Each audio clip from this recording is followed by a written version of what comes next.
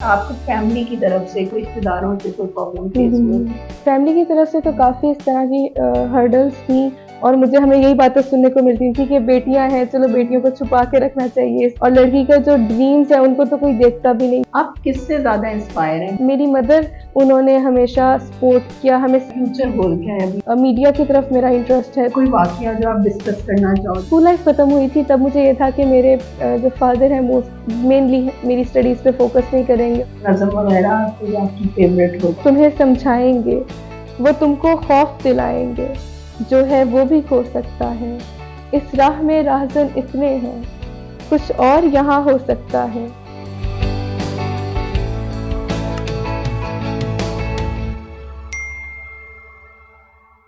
मंजिल से आगे बढ़कर मंजिल तलाश कर, मंजिल से आगे बढ़कर मंजिल तलाश कर, मिल जाए तुझको दरिया तो समंदर तलाश कर।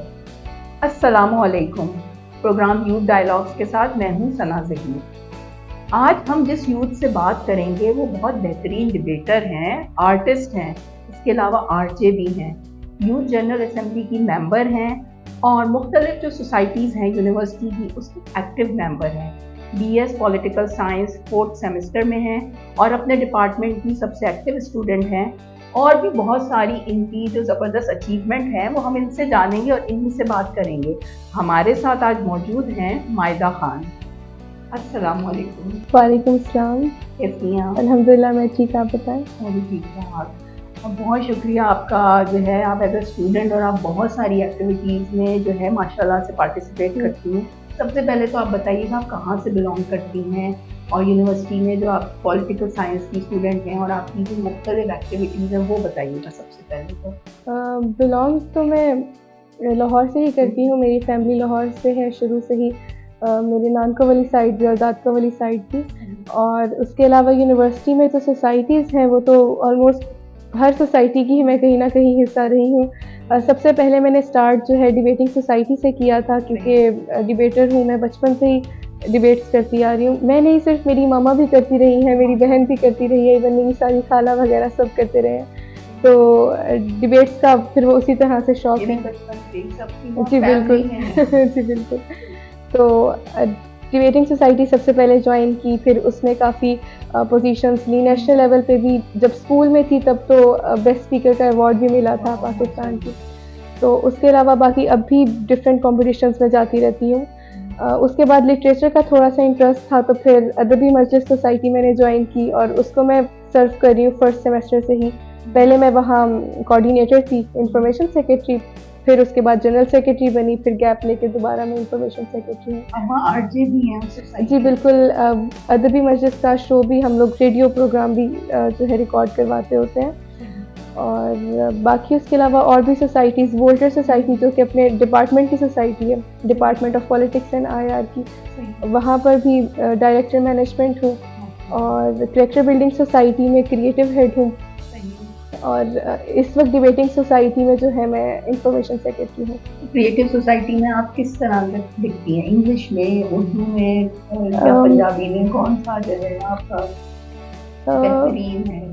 बेहतरीन तो कोई भी नहीं है, परफेक्शन तो कहीं भी नहीं है, बट ये है कि क्रिएटिव हेड जहाँ पर मैं हूँ वहाँ पे मोस्टली काम क्राफ्ट से रिलेटेड हो गया, या जिस तरह अभी सोसाइटी के स्टॉल्स वगैरह लगे थे तो उनको डेकोरेट करना, उनको मैनेज करना और वो सब चीज़ें देखना मेरे अंदर है। अच्छा, आपका जो आपने बताया था कि आपने जो है वो एज अ डिबेटर कंपटीशन भी विन किए थे नेशनल लेवल पे, उसके बारे में बताइए। उसके बारे में ये कि जब डिबेट्स मैंने स्टार्ट की तब बहुत छोटी एज में मैंने स्टार्ट की और बहुत छोटी एज से ही मैं कॉम्पिटिशन्स में जाती रही। और जब स्कूल में थी तब तो ऐसे था कि हर मंथ कोई ना कोई कंपटीशन में मैंने जाना होता था। मेरे फादर मोस्टली मुझे अलाउ नहीं करते थे इस तरह स्कूल से निकलना और पार्टिसिपेट करना। तो मैं उन्हें यही कहती होती थी कि स्कूल वाले ज़बरदस्ती लेके जा रहे हैं, हालांकि पीछे से तैयारी मैंने अपनी पूरी की होती थी। तो तब से ही पोजीशंस वगैरह आती रही और अल्हम्दुलिल्लाह हमेशा ही पोजीशन आती थी मेरी स्कूल लेवल पे। फिर यूनिवर्सिटी लेवल पे तो चूँकि काफ़ी टफ कंपटीशन होता है, बड़ा मुश्किल होता है, तो इंटर यूनिवर्सिटी कॉम्पिटिशन्स जो हैं उनमें तो मेरी पोजीशंस आती हैं और इंट्रा में मैं फॉर प्रैक्टिस पार्टिसिपेट करती रहती हूँ। जी, ज़बरदस्त। ये तो बहुत अच्छी बात है कि आप अपनी स्टडीज़ के साथ लेके चलना, और फिर आपका सब्जेक्ट है पॉलिटिकल साइंसेज़, जी, बिल्कुल। उसके साथ जो आपका जो इंटरेस्ट है वो ज़्यादा इस तरफ हाँ जी, मीडिया बिल्कुल। रिलेटेड। जी, बिल्कुल। एक चीज़ और भी है कि आप आर्टिस्ट भी हैं, हाँ तो जी, बिल्कुल। आप क्या जो है वो आर्ट करती हैं? आर्टिस्ट में है पेंटिंग्स और कैलीग्राफ़ी कैलीग्राफ़ी मेनली मेरा इंटरेस्ट है और अभी फ़िलहाल उससे थोड़ा-सा गैप लिया है लेकिन करती रही हूँ काफ़ी ज़्यादा कैलीग्राफ़ी मैंने बहुत ज़्यादा की है। मेरा इंस्टा पे प्रॉपर एक पेज भी है जो कि किस नाम से? CMK_पेंटिंग तो उस नाम से मेरा पेज है और उस पे मैं अपनी पेंटिंग्स और कैलीग्राफ़ी अपलोड करती रहती हूँ। सही, तो आपकी लेते हैं लोग आपके साथ परचेज़ है या फिर सिर्फ़ आप शौकिया काम? परचेज़ बिल्कुल भी नहीं, शौकिया करती हूँ। मुझे काफ़ी लोगों ने सजेशन दी थी कि इसको एज़ अ प्रोफ़ेशन लेकर आओ, लेकिन फिर मुझे लगता है कि एक शौक जो आपका है, फिर आपको प्रोफ़ेशन में आ जाते हो ना, फिर आपको ज़बरदस्ती वो चीज़ करनी पड़ती है, फिर वो आर्ट नहीं रहता, आर्ट का वो मज़ा नहीं रहता। तो इसलिए फिर मैं उसको मतलब शौक के तौर पे ही करती हूँ और उसके अलावा लोगों को गिफ्ट्स बहुत करती हूँ पेंटिंग्स बना-बना के, तो ये मेरा फ़ेवरेट काम है।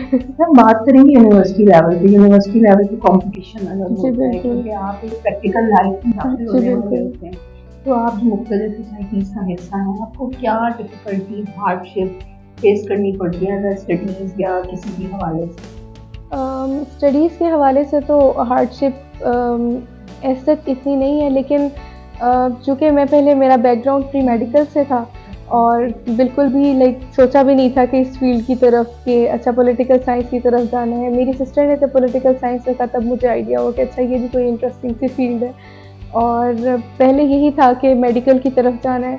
फिर वहाँ से मैंने खुद का प्लान चेंज किया और मैं फिर आई पॉलिटिक्स और आईआर की तरफ। तो चूँकि मेरा वो बैकग्राउंड उस तरह से नहीं बना तो समटाइम्स आई फ़ील कि मेरे जो क्लास फ़ेलोज़ हैं, उनको काफ़ी ज़्यादा ग्रिप है इस हवाले से जो जितने भी लाइक फ़ेलोज़ हैं, तो उनका बेस बनी हुई है पॉलिटिक्स की, वो शुरू से ही चीज़ें लाइक देखते रहते हैं और शुरू से उनका इंटरेस्ट है, मेरा तो इंटरेस्ट ही बाद में डेवलप हुआ। और आप यकीन नहीं करेंगी जब मेरा फर्स्ट सेमेस्टर था तब मुझे यूके और यूएसए में डिफ़रेंस तक नहीं पता था। तो वो तब फिर मैंने अपनी सिस्टर से समझा था लेकिन फिर आहिस्ता-आहिस्ता मैंने खुद को जो है इस इंटरेस्ट लेना स्टार्ट किया और अब तो अल्हम्दुलिल्लाह काफ़ी ज़्यादा होता है ना स्टडीज़ को शौक से पढ़ना, तो मैं समझती हूँ पॉलिटिकल साइंस एक ऐसी फ़ील्ड है जो जब तक किसी का शौक डेवलप नहीं हो सकता, कोई पढ़ ही नहीं सकता। बोझ समझ के कोई नहीं पढ़ सकता इस फ़ील्ड को, तो बहुत मुश्किल हो जाता है। तो अब तो काफ़ी खुद को लाइक उस पेस पर लेकर आई हूँ और इंटरेस्ट लेती हूँ सब्जेक्ट में, सब्जेक्ट से रिलेटेड जितने भी टास्क होते हैं उनमें इंटरेस्ट लेती हूँ। बाकी आपको सोसाइटीज़ में कोई स्ट्रगल, हार्डशिप्स, क्योंकि ज़ाहिर है कॉम्पिटिशन है, हर कोई हाँ, चाहता जी, है जी। कि वो आगे बढ़े, जी, वो जी। इस जो आपकी सोसाइटी है हुँ, हुँ, उसमें हुँ। टॉप पोज़ीशन पे जाए, जी, तो जी, वहाँ बिल्कुल। आपको क्या फेस सोसाइटीज़ में कॉम्पिटिशन तो बहुत ज़्यादा है, उसके साथ-साथ पॉलिटिक्स बहुत ज़्यादा है क्योंकि वो स्टूडेंट्स होते हैं और फिर वही ना कि पोस्ट की जो एक तरह से वॉर कह लें कि हर कोई चाह रहा होता है कि ऊपर से ऊपर पोस्ट पे जाए। तो मैंने कभी इस चीज़ के बारे में इस तरह लाइक नहीं लिया। मुझे जो पोस्ट मिल जाती है, पोस्ट भी मैं अपनी मर्ज़ी से ही करती हूँ कि अच्छा अगर मैं इसमें कंफर्टेबल हूँ, तो मैं वो काम करूँगी, अदरवाइज़ मैं वो काम नहीं करूँगी। तो पोस्ट में मतलब एज़ सच मैंने कभी इस चीज़ को इतना फ़ील नहीं किया। मैं एक बात कहना चाहूँगी फीमेल से ख़ास तौर पे कि अगर आप हिजाब लेती हैं तो इससे ये नहीं समझें कि आपकी जो है वो क्रिएटिविटी स्टॉप होगी, बल्कि आप अपनी उसमें भी जो है अपने आप को बेहतर तौर पे पेश कर सकती हैं। जैसे आपके सामने एग्ज़ाम्पल हैं कि डिबेटर भी हैं, आर्टिस्ट भी हैं, आरजे भी हैं। तो ये जो इनका स्ट्रगल है तो ख़ास तौर पे आप इस चीज़ को लेके मॉडर्नाइज़ ना करें, अपने आप को मॉडर्न होंगे तो कामयाब होंगे, ये कोई कामयाबी का फ़ॉर्मूला नहीं है। और इस बात के लिए तो इनको जो है अल्लाह मियाँ इनको और तरक्की दे। अच्छा, ये बात करूँगी कि आपको फैमिली की तरफ से क्या जो है, ज़ाहिर है फादर का थोड़ा-सा प्रॉब्लम था कि उन्होंने मना किया क्योंकि होता है फैमिली में, और आपको रिश्तेदारों से कोई प्रॉब्लम फेस हुई? फैमिली की तरफ से तो काफ़ी इस तरह की हर्डल्स थी। मतलब मेरे फादर ने शुरू से कभी सपोर्ट नहीं किया कि इस तरह हम डिबेट्स वगैरह करें, बट उल्टा होता है ना एक स्टूडेंट जब भी कोई पोजीशन लेता है तो बहुत शौक से घर जाता है अपने पेरेंट्स को दिखाने, तो हमें हमेशा नेगेटिव रिस्पॉन्स मिलता था किसी भी अचीवमेंट पे। लेकिन इसके साथ-साथ मेरी मदर ने हमें बहुत सपोर्ट किया और इन सब कंडीशंस में उन्होंने हमें बहुत समझाया और आज तक मैं समझती हूँ कि मेरी कोई भी कामयाबी है ना, उसके मतलब इतनी सी भी अगर कोई अचीवमेंट है ना, उसके पीछे मेरी मदर का हाथ है। उन्होंने हमें सपोर्ट किया, उन्होंने काफ़ी समझाया कि मतलब लोग तो इस तरह कहते रहते हैं और इनको खुद पे गलबा नहीं आने देना किसी की बात को भी। और उसके अलावा चूँकि डिबेट्स वगैरह करते थे यूनिवर्सिटी में, हर जगह कहीं न कहीं हम नज़र आते होते थे, तो मेरी सिस्टर और मुझे हमें यही बातें सुनने को मिलती थी कि बेटियाँ हैं, चलो बेटियों को छुपा के रखना चाहिए, इस तरह सबके सामने नहीं लाना चाहिए। तो नॉर्मली इस तरह की बातें तो कोई भी लड़की अगर निकलती है, अपने शौक को लेके स्पेसिफिकली अगर निकलती है ना, तो उसको इस तरह की बातों का सामना करना ही पड़ता है। और अक्लमंदी यही होती है कि अगर वो इन बातों को फेस करती है और इतना लाइक अफेक्ट नहीं करती खुद को इन बातों से, तो फिर डेफिनेटली उसको अचीवमेंट्स तो मिलती ही मिलती है। ये तो बात जी है। बिल्कुल। नहीं, आपको इंशाल्लाह तरक्की बहुत देगा ना। आपकी हॉबीज क्या हैं? आप टाइम कैसे मैनेज करती हैं? यूनिवर्सिटी, हॉबीज और सारी चीजें। हॉबीज़ मेरी अच्छा मेरी नेचर थोड़ी-सी बहुत फ्लेक्सिबल है इन सब चीज़ों को लेके, कोई स्पेसिफिक हॉबीज़ नहीं है। मुझे शौक होता है कि मैं हर चीज़ सीखूँ ना, तो मोस्टली तो पेंटिंग्स वगैरह में मेरा काफ़ी इंटरेस्ट है।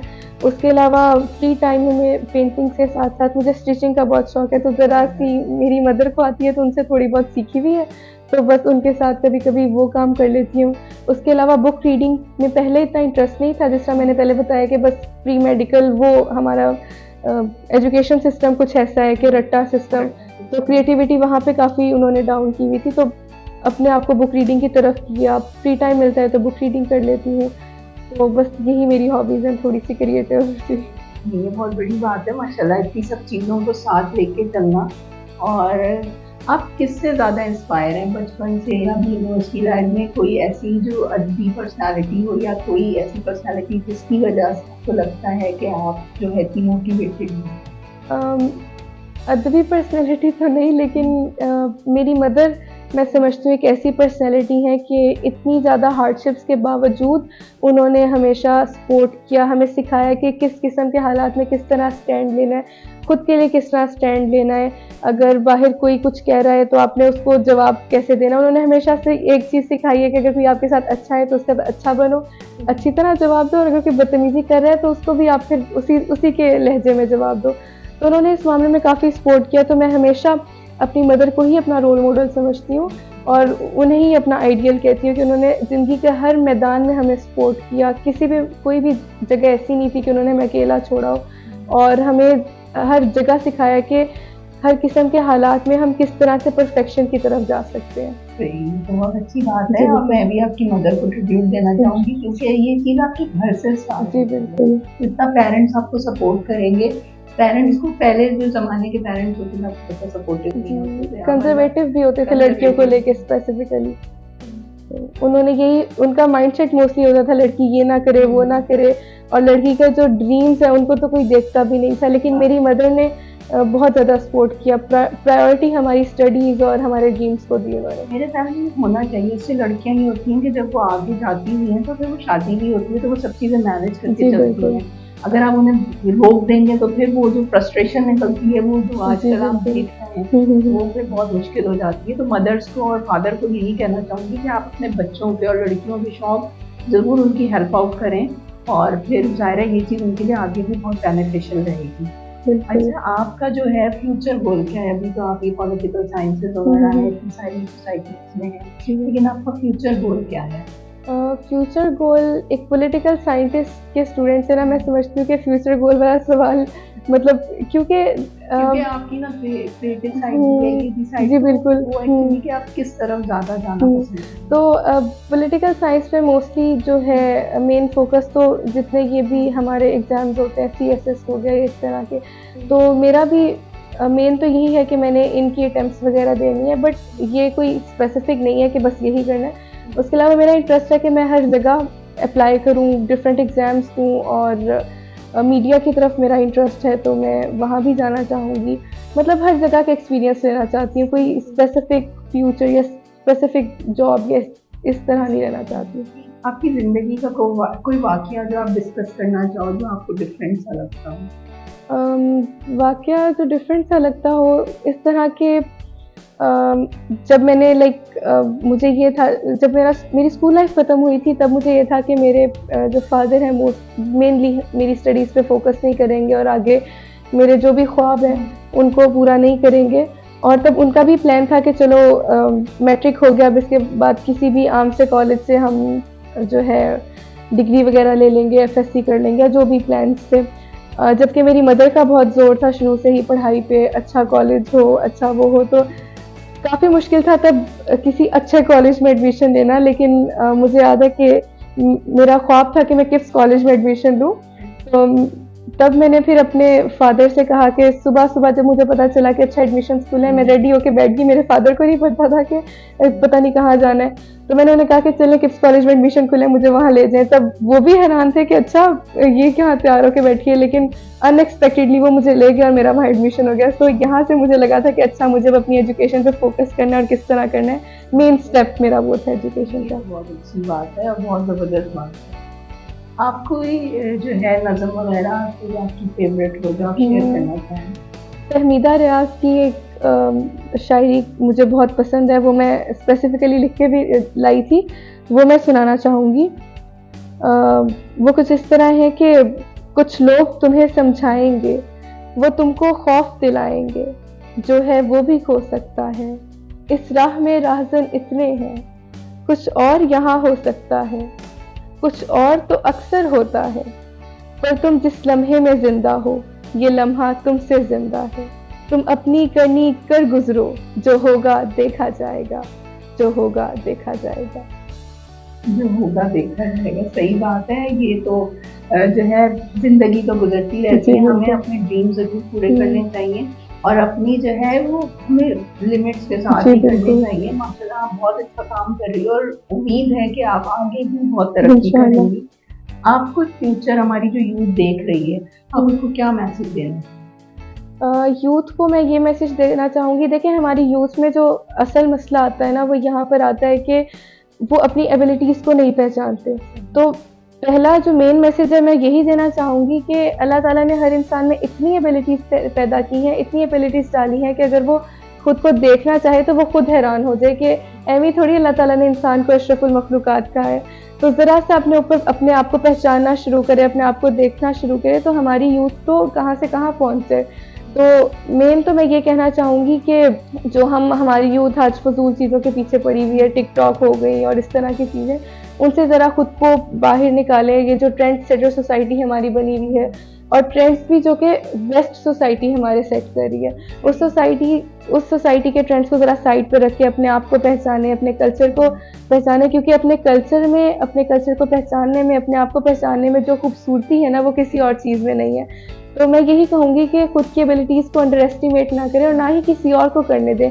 चाहे आपको अगला जो मर्ज़ी कह रहा है, अगर आप खुद किसी चीज़ को लेके आपने पुख्ता इरादा किया हुआ है, तो कोई ताकत आपको रोक ही नहीं सकती है। तो खुद की एबिलिटीज़ को पहचानें और उन पर काम करना स्टार्ट करें। ये तो माशाल्लाह बहुत अच्छी बात की है और मैं यही कहना चाहूँगी कि हमारी यूथ बहुत ही ज़बरदस्त है। वो बहुत आजकल का जो दौर है, आपके पास सारी चीज़ें अवेलेबल हैं, तो आप उसको अवेल करें, लेकिन पॉजिटिव वे में। आप नेगेटिव वे में ना जाएं और अपने आप को जो है पाकिस्तान के लिए एक सरमाया बनाएं।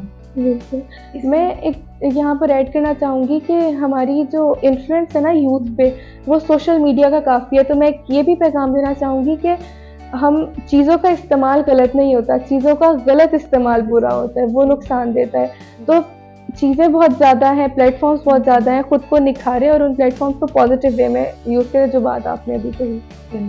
ये तो बहुत ज़बरदस्त बात है। इंशाल्लाह जो यूथ देख रही है हमारी इंस्पायर होगी और वो पॉजिटिव वे में जाएगी और हम देखेंगे आगे 5-10 साल बाद हमारा जो डिफरेंट पाकिस्तान की यूथ आएगी, तो वो उन्हीं के लिए जो है हमारा ये ट्रिब्यूट है और हम उन्हीं को फीचर कर रहे हैं ताकि आप पहचानें खुद को और अपने आप को आगे लेके आएँ। इसी के साथ मुझे इजाज़त दीजिएगा। अल्लाह हाफ़िज़।